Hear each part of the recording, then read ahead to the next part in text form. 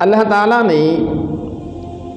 اس کائنات میں بے شمار اشیاء کو پیدا فرمایا. کچھ ہمارے علم میں ہیں اور بے پناہ سائنسی ترقی کے باوجود لا تعداد چیزیں ایسی ہیں جو اللہ تعالیٰ کے علاوہ کوئی نہیں جانتا. یہ فقط اس کائنات کی بات ہے، نہ جانے اس نے کتنے جہاں پیدا فرمائے ہیں، اور وہی جانتا ہے کہ ہر جہان میں کیا کچھ موجود ہے. یہ رب تعالیٰ کا احسان ہے کہ اس نے نظام کائنات میں بڑی بڑی چیزوں کو پیدا فرما کر انسان کے کام میں لگا دیا ہے، جو ان کی بنسبت ایک چھوٹی سی مخلوق ہے. سورج، چاند، ہوا، پانی، دریا، نہریں، سمندر، سب سے انسان مختلف فوائد حاصل کرتا ہے. سورج اور چاند کے ڈھیروں منافعوں میں سے یہ بھی ہے کہ دن کے وقت میں سورج اور رات کے وقت چاند جو ہے یہ روشنی فراہم کرتا ہے. نیز ان کے ذریعے دنوں، ہفتوں، مہینوں اور سالوں اور ان کا حساب کتاب جو ہے وہ معلوم ہوتا ہے. اللہ تعالیٰ قرآن پاک میں ارشاد فرماتا ہے هُوَ الَّذِي جَعَلَ الشَّمْسَ ضِيَاءً وَالْقَمَرَ نُورًا وَقَدَّرَهُ مَنَازِلَ لِتَعْلَمُوا عَدَدَ السِّنِينَ وَالْحِسَابَ مَا خَلَقَ اللَّهُ ذَلِكَ إِلَّا بِالْحَقِّ يُفَصِّلُ الْآيَاتِ لِقَوْمٍ يَعْلَمُونَ. وہی ہے جعل الشمس جس نے سورج کو ضیاء روشن بنایا، روشنی دینے والا بنایا، والقمر نورا اور اس نے چاند کو روشن بنایا، روشنی دینے والا بنایا، وقدرہ منازل پھر اس نے اس چاند کی منزلیں جو ہیں وہ بنائیں، لتعلموا عدد السنین والحساب تاکہ تم سالوں اور حساب کی گنتی کی پہچان کر سکو، جان سکو. ما خلق اللہ ذالک الا بالحق، اللہ تعالیٰ نے اس کو نہیں پیدا فرمایا الا بالحق مگر حق کے ساتھ، یعنی اللہ تعالیٰ نے حق کے ساتھ ہی اس کو پیدا فرمایا ہے. یفصل الآیات لقوم یعلمون، اللہ تعالیٰ اپنی آیات کو تفصیلاً بیان فرماتا ہے جاننے والی قوم کے لیے، علم رکھنے والی قوم کے لیے. شرعی احکام میں چاند کے حساب سے مہینوں اور سال کا اعتبار ہوتا ہے، اور قمری سال کا آغاز جو ہے یہ یکم محرم الحرام سے ہوتا ہے. مسلمانوں کو چاہیے کہ اپنے دنیاوی معاملات میں بھی اسی حساب کو ترجیح دیں. تاہم اس وقت دنیا بھر میں زیادہ تر سورج کے حساب سے چلنے والے مہینوں اور سال کا اعتبار کیا جاتا ہے، یعنی تقریباً ہمارے دنیاوی جتنے بھی معاملات ہیں وہ سارے کے سارے اس شمسی سال کے حساب سے ہی چلتے ہیں. تو شمسی سال کا آغاز یکم جنوری سے ہوتا ہے، اور زندگی رہی تو پرسوں یعنی بروز اتوار کو نئے شمسی سال 2023 کا آغاز ہو جائے گا. جب کسی نئے مرحلے کا آغاز ہوتا ہے تو عقل مند لوگ کچھ اپنے اہداف اور مقاصد مقرر کرتے ہیں، طے کرتے ہیں کہ ہم اب آنے والے سال میں یہ کام کریں گے، وہ کام کریں گے. اپنا ان کا کوئی مقصد ہوتا ہے، اور ان اہداف کو حاصل کرنے کے لیے منصوبہ بندی بھی کرتے ہیں کہ ہم جو کرنا چاہتے ہیں وہ کیسے کر سکیں گے. ظاہر ہے کہ نیا سال زندگی کا ایک نیا مرحلہ ہوتا ہے، چنانچہ ہمیں اس سے متعلق کچھ اہداف اور ان کے حصول کا طریقہ کار متعین کرنا چاہیے. ہر شخص جانتا ہے کہ کسی بھی کام کا آغاز اور اختتام یہ بہت ہی اہمیت کا حامل ہوتا ہے. آغاز اچھا ہو تو اچھے نتیجہ کی امید قائم ہوتی ہے، اور اسی طرح اختتام سے بھی نتیجہ کا فیصلہ اچھا ہی آتا ہے. دین متین نے بھی اچھے آغاز اور اختتام کو اہمیت دی ہے. چنانچہ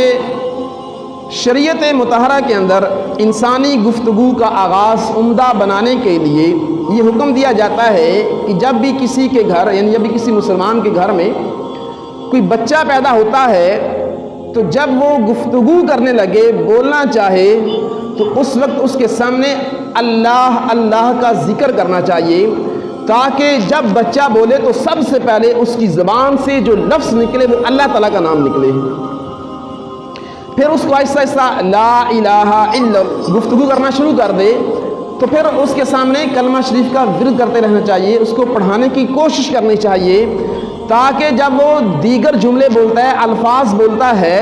تو اس کے منہ سے کلمہ طیبہ کے جو الفاظ ہیں یہ بھی نکلنے چاہیے۔ تو یہ جب ہم اس بچے کے سامنے پڑھیں گے لا الہ الا اللہ، لا الہ الا اللہ محمد رسول اللہ، تو جیسے جیسے یہ بچہ گفتگو کرے گا، یہ کلام کرے گا، تو یہ کلمہ شریف بھی پڑھے گا،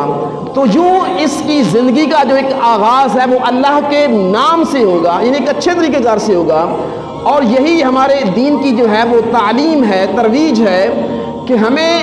جب بھی ہم کوئی کام کریں، جائز کوئی بھی کام کریں، تو ہمیں اللہ تعالیٰ کے ذکر سے، اللہ تعالیٰ کے نام سے ذکر کر کے، یاد کر کے اس کام کا آغاز کرنا چاہیے، کہ جس کام کے اندر اللہ تعالیٰ کا نام لے کر، اس کا ذکر کر کے، اس کی یاد کر کے جب ہم اس کام کا آغاز کرتے ہیں تو اللہ تعالیٰ کی طرف سے اس کام میں برکت پیدا ہو جاتی ہے، اور اس کام میں آنے والی پریشانی، رکاوٹ یہ دور ہو جاتی ہے۔ تو لہٰذا یہ شریعت کی تعلیم بھی ہے، اور یہ اخلاقاً بھی، شرعاً بھی یہ ایک اہمیت والا اور ایک اچھا عمل ہے۔ تو لہٰذا ہمیں اسی کا جو ہے نا وہ ترویج دینا چاہیے، اور اپنے جتنے بھی ہمارے معاملات ہوتے ہیں ان میں اللہ تعالیٰ کا نام لے کر جو شروع کرنا چاہیے۔ یعنی جب بھی ہم کوئی کام کرتے ہیں، کوئی نیا اپنے کام کرنا ہے، جیسے صبح آپ اٹھتے ہیں، آپ دکان پر جاتے ہیں، آپ دکان کھولتے ہیں، دکان پر بیٹھتے ہیں، تو سب سے پہلے اللہ تعالیٰ کا نام لے کر بسم اللہ شریف پڑھ کر اس کا آغاز کرنا چاہیے۔ اس لیے کہ حدیث پاک میں آتا ہے، میرے پیارے آقا مدینے والے مصطفیٰ صلی اللہ تعالیٰ علیہ وآلہ وسلم نے ارشاد فرمایا کہ ہر وہ کام کہ جس کے آغاز میں اللہ تعالیٰ کا ذکر کیا جاتا ہے، اللہ تعالیٰ کا نام لیا جاتا ہے، تو اس کام میں برکت پیدا ہو جاتی ہے، اور جس کام میں اللہ تعالیٰ کا نام نہیں لیا جاتا، ذکر نہیں کیا جاتا، اس کی یاد نہیں کی جاتی، وہ کام اپنے پایہ تکمیل تک نہیں پہنچتا۔ انقطاع کے لفظ آتے ہیں حدیث پاک میں کہ وہ منقطع ہو جاتا ہے، اس کے اندر مطلب کوئی نہ کوئی خرابی آ جاتی ہے، کوئی نہ کوئی مسئلہ بن جاتا ہے۔ تو لہٰذا دیکھیں کہ بسم اللہ شریف پڑھنے کی فضیلت بھی ہے، اور نہ پڑھنے کی جو ہے ایک قسم کی وعید بھی ہے اس کے اندر، کہ جو بندہ اپنا جائز کام شروع کرنے سے پہلے اپنے رب کا نام نہیں لیتا، اپنے اللہ تعالیٰ کا ذکر نہیں کرتا، اس کی یاد نہیں کرتا، اس کے کام میں برکت پیدا نہیں ہوتی۔ تو لہٰذا ہمیں چاہیے کہ جب بھی ہم اپنا دنیا داری کا کوئی بھی جائز کام، دینی ہو یا دنیاوی ہو، وہ ہو جائز کام، تو جب بھی ہم اس کا آغاز کریں، اس کی ابتدا کریں، تو ہمیں اللہ تعالیٰ کا نام لے کر، اس کی یاد کر کے جو ہے اپنے اس کام کا آغاز کرنا چاہیے۔ ایسے ہی جب انسان کی انتہا ہوتی ہے، یعنی جب وہ اپنے مرض الموت پر آ جاتا ہے، جب وہ مرنے کے قریب آ جاتا ہے،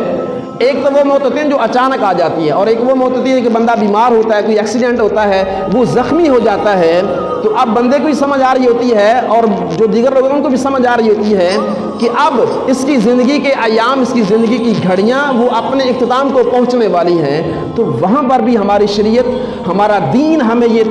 تربیت کرتا ہے، یہ تعلیم دیتا ہے کہ ایسے وقت میں بھی جب بندے کا اختتام ہو رہا ہو، جب بندہ اس دنیا سے جا رہا ہو، تو اس وقت بھی اس کو کلمہ طیبہ کی تلقین کرنی چاہیے، تاکہ اس کا آخری کلام بھی اللہ تعالیٰ کا ذکر ہو، اللہ تعالیٰ کا نام ہو۔ تو جب حدیث پاک میں آتا ہے لقنوا موتاکم، کہ اپنے مردوں کو کلمہ کی تلقین کرو۔ اچھا، تلقین کرنے کا علماء کرام نے طریقہ کار یہ بتایا ہے کہ جب انسان اس کنڈیشن میں ہو کہ اس کی آخری سانسیں چل رہی ہوں، تو پھر اس کو یہ نہیں کہنا کہ کلمہ شریف پڑھو، بلکہ خود اس کے سامنے کلمہ شریف پڑھنا ہے کہ وہ خود کلمہ پڑھے، اور جب وہ کلمہ شریف پڑھ لے تو اب خاموشی اختیار کر لینی چاہیے۔ اس لیے کہ حدیث پاک میں آتا ہے کہ جس بندے کا آخری کلام لا الہ الا اللہ محمد رسول اللہ ہوگا، وہ ڈائریکٹ جنت میں جائے گا۔ اس کا یعنی جو اختتام ہوگا، اس کا جو انجام ہوگا وہ جنت ہوگی۔ تو لہٰذا جب وہ اپنا مردہ جو ہے، یعنی جو فوت ہونے والا ہے جو شخص جو ہے، جب وہ کلمہ شریف پڑھ لیتا ہے، تو اب اس کے سامنے اس کے پاس بیٹھ کر کوئی کلام نہیں کرنا چاہیے، کہ کہیں ایسا نہ ہو کہ آپ کے کلام کرنے کی وجہ سے وہ کوئی اور کسی کلام میں جو ہے مشغول ہو جائے۔ تو لہٰذا کلمہ طیبہ کا جو پڑھنا ہے یہ بہت مفید ہے، اور جو موجود ہوتے ہیں ان کے لیے بھی کہ صبر کا ایک ذریعہ بن جاتا ہے، اور جو جانے والا ہوتا ہے اس کو بھی فضیلت مل جاتی ہے۔ تو لہٰذا اس سے ثابت ہوتا ہے کہ اپنے کام کا آغاز بھی اللہ تعالیٰ کا نام لے کر کرنا چاہیے، اور اسی طرح جب انسان کا جو ہے وہ آخری وقت آ چکا ہو، جب اس نے جہان فانی سے جانا ہو، تو اس وقت بھی ہمیں اللہ تعالیٰ کا نام لینا چاہیے، اللہ تعالیٰ کا ذکر کرنا چاہیے، اللہ تعالیٰ کی یاد کرنی چاہیے، تاکہ انسان کا جو اختتام ہے وہ بھی اچھا ہو جائے، آگے والی منزل بھی اس کے لیے کیا ہو جائے، آسان ہو جائے۔ محترم پیارے اسلامی بھائیو،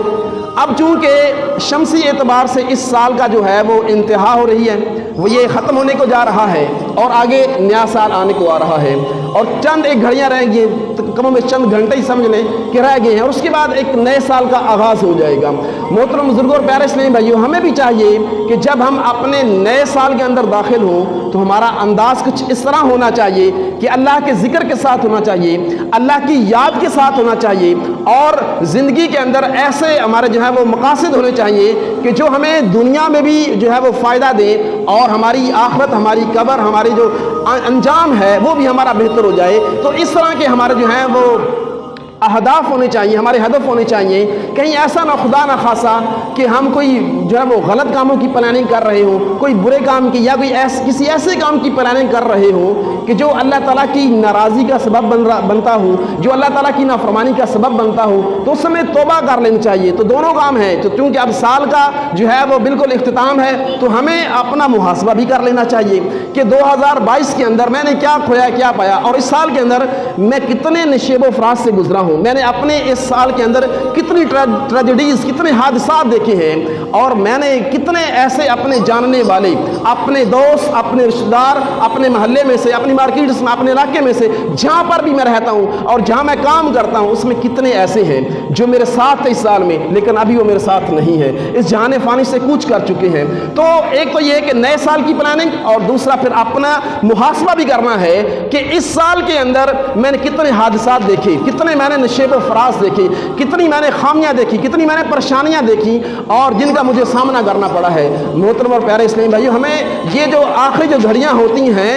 یہ گھڑیاں ہمیں اس بات کی طرف جب تلقین کر رہی ہوتی ہیں، اس بات کی طرف ہماری توجہ مبذول کرا رہی ہوتی ہیں کہ اے بندے، جس طرح یہ 2022 ختم ہو رہا ہے، اسی طرح تیری زندگی کا ایک سال ختم ہو چکا ہے اور ہونے والا ہے، اور تجھے پتہ بھی نہیں ہے کہ آنے والے سال ہو سکتا تیرا زندگی کا آخری سال ہو۔ تو لہٰذا آنے والے سال میں یہ جو تمہاری جو چند ایک سانسیں رہ گئی ہیں، ان کو غنیمت جان، اور اپنی آخرت کو جو ہے وہ اپنے ذہن میں رکھ، اور اپنی آخرت کی تیاری میں مشغول ہو جا، اور جو چلے گئے ہیں ان سے بھی اپنے آپ کو جو ہے وہ عبرت حاصل کر، ان سے بھی عبرت حاصل کر کہ کہیں ایسا نہ ہوتا کہ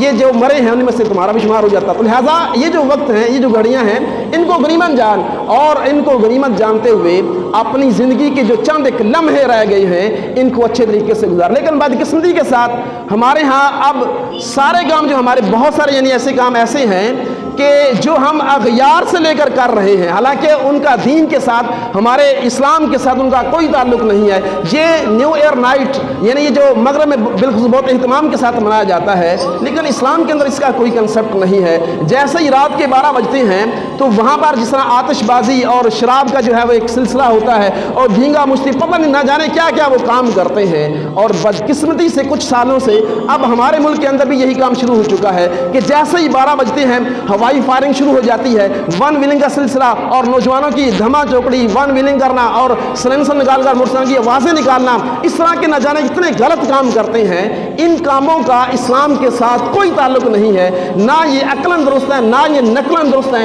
نہ یہ اخلاقاً، کسی بھی لحاظ سے یہ کام درست نہیں ہے۔ اور اگلے دن ہم اخبارات میں، نیوز میں یہ سنتے اور پڑھتے ہیں کہ ہوائی فائرنگ سے اتنے لوگ زخمی ہو گئے، اتنے لوگ مر گئے۔ تو میٹھے پیرس میں بھائیو، یہ سال ختم ہوا ہے، حالانکہ یہ سال تو ہمارے لیے ایک محاسبے کا سال تھا۔ ہم یہ جو گھڑی تھی، ہمیں اپنا محاسبہ کرنا چاہیے تھا، اپنے آپ کی طرف غور کر لینا چاہیے تھا کہ میں نے کیا کھویا، کیا پایا ہے۔ لیکن افسوس کی بات ہے کہ ہم ان کاموں میں پڑے ہوئے ہیں جن کاموں کا ہمارے دین کے ساتھ کوئی تعلق نہیں ہے، ناجائز حرام کام، فضول کاموں میں ہم پڑے ہوئے ہیں۔ اور ایک طرف ہمارے ملک کے اندر ہماری جو عوام ہے وہ غربت کی چکی میں پس رہی ہوتی ہے، اور دوسری طرف ہماری انہی عوام میں سے کچھ لوگ ایسے ہوتے ہیں کہ جو اپنا پیسہ ہمیشہ پانی کی طرح فضول کاموں میں بہا رہے ہوتے ہیں جس کا کوئی مقصد نہیں ہے, کوئی فائدہ ہی نہیں ہے, بیکار کاموں میں اپنے پیسے کو پانی کی طرح بہا رہے ہوتے ہیں. ایک گولی کی اتنی قیمت ہے کہ ایک بندہ آسانی سے کھانا کھا سکتا ہے, ایک غریب بندے کو آپ کھانا دے سکتے ہیں, لیکن پتہ نہیں کتنی گولیاں ضائع کر دیتے ہیں.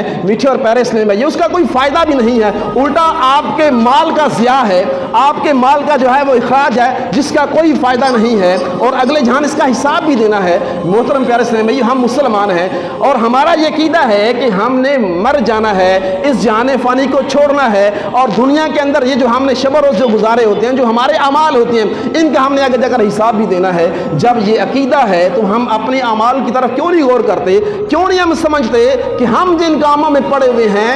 یہ کام ہماری زندگی کا نہیں ہے, اور جو تربیت اور جو ایک تعلیم ہمارے اسلاف نے ہمیں دی ہے, ہمیں اس طرف آنا چاہیے, اس طرف غور کرنا چاہیے کہ اسی کے اندر نجات ہے, اسی کے اندر بھلائی ہے. میٹھے اور پیارے اسلام بھائیو, جب چونکہ اب سال کا اختتام ہونے والا ہے تو ہمارے زندگی کے اندر آپ دیکھیں 2022 میں دیکھیں کہ شمسی اعتبار سے سال کے 365 دن ہوتے ہیں. 365 دنوں کو 5 کے ساتھ ضرب دینا